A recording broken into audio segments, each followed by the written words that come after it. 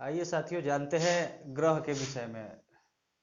इसके विषय में, ग्रह के विषय में। इसको इंग्लिश में कहते हैं प्लानेट।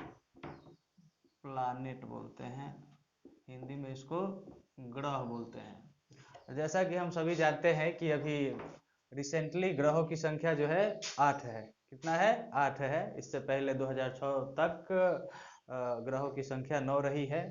यम को बौना ग्रह जो कहा जाता था, उसको 2006 के बाद जो वैज्ञानिक लोग हैं उसको ग्रह के मान्यता से हटा दिए, ग्रह की श्रेणी से हटा दिए। तो सभी ग्रह जो होते हैं साथियों, सूर्य के चारों ओर चक्कर लगाते हैं। सभी ग्रह क्या होते हैं? सूर्य के चारों ओर चक्कर लगाते हैं। सूर्य के सबसे निकट का जो ग्रह होता है उसको बोलते हैं बुध ग्रह, ठीक है। उसको इंग्लिश में बोलते हैं मरकरी। दूसरा जो होता है, सूर्य से दूसरे नंबर पर जो ग्रह आता है उसका नाम है शुक्र, और उसको इंग्लिश में विनस कहते हैं। तीसरे नंबर पर जो आता है उसको पृथ्वी कहते हैं हिंदी में, और इंग्लिश में कहते हैं अर्थ। और चौथे नंबर पर जो आता है वो है मंगल, इंग्लिश में इसको मार्स कहते हैं। और पांचवें नंबर पर आता है बृहस्पति, इंग्लिश में इसको जुपिटर बोलते हैं। और छठे नंबर पर आता है शनि, जिसको इंग्लिश में सैटर्न कहते हैं। और सातवें नंबर पर आता है अरुण, इसको इंग्लिश में यूरेनस बोलते हैं। आठवें नंबर पर आता है वरुण, इसको इंग्लिश में नेपच्यून बोलते हैं। और नौवें नंबर पर आता है यम, इसको बौना ग्रह कहा जाता है। फिलहाल ये ग्रह की श्रेणी में नहीं है, इसका ध्यान रखें आप लोग। इसको इंग्लिश में प्लूटो बोलते हैं। क्या बोलते हैं? प्लूटो। आइए, तो अब क्वेश्चन बनता है कि सूर्य के सबसे निकट का ग्रह कौन है। तो यहाँ देखिए, ये सूर्य है और इसके निकट में कौन सा है? बुध है, मरकरी है, इंग्लिश में बोलते हैं। यानी सूर्य के सबसे निकट का ग्रह होता है बुध। सूर्य से सबसे दूर स्थित ग्रह, तो दूर स्थित ग्रह तो यहाँ यम होता, लेकिन यम तो ग्रह की श्रेणी में है नहीं। तो सबसे दूर का ग्रह कौन होगा दोस्तों? वरुण होगा। इंग्लिश में उसको क्या बोलते हैं? नेपच्यून। यानी कि सूर्य से सबसे दूर ग्रह जो है वो नेपच्यून है। अब आता है बात कि बुध को सबसे छोटा ग्रह कहा जाता है। बुध को सबसे छोटा ग्रह कहा जाता है। शुक्र को क्या कहा जाता है? चमकीला ग्रह कहा जाता है। और ये इतना चमकीला होता है कि सुबह यानी कि भोर में भी चमकता है और शाम को भी चमकता है, यानी साँझ का तारा। इसलिए भोर का तारा और साथ साथ इसको साँझ का भी तारा कहते हैं, ठीक है ना।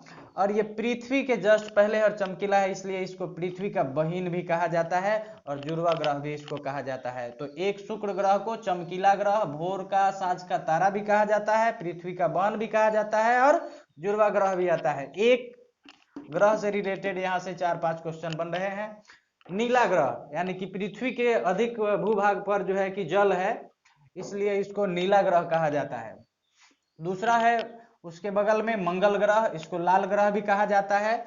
और बृहस्पति को जो है कि पीला ग्रह कहा जाता है। शनि जो है ये वलय युक्त ग्रह है। क्या है? वलय युक्त ग्रह है, रिंग है इसके चारों तरफ, इसीलिए इसको कहते हैं वलय युक्त ग्रह।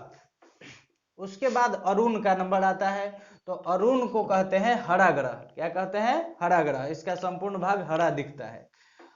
वरुण को कहते हैं ठंडा ग्रह, क्या है कि सूर्य से सबसे दूर है।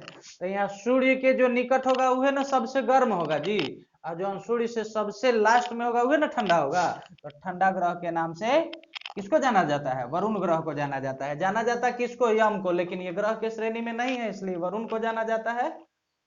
तो इस प्रकार से अब सूर्य पर भी थोड़ा सा ध्यान लेते हैं कि इसका जो तापमान होता है अधिकतम कहाँ होता है। तो सूर्य के सेंटर में, यानी कि मध्य भाग में जो होता है वो तापमान होता है 15 million degree Celsius. 15 million degree Celsius बीच में तापमान होता है। और किनारे का जो तापमान होता है दोस्तों, ये होता है 6000, यानी कि 6K डिग्री सेल्सियस लिख सकते हैं इसको। यानी कि सूर्य के किनारे का यानी सतह का तापमान 6000 डिग्री सेल्सियस होता है। तो इस प्रकार आप लोगों को बेहतर तरीके से ग्रह को समझाने में मैं सहयोग शायद ही कर पाया हूँ।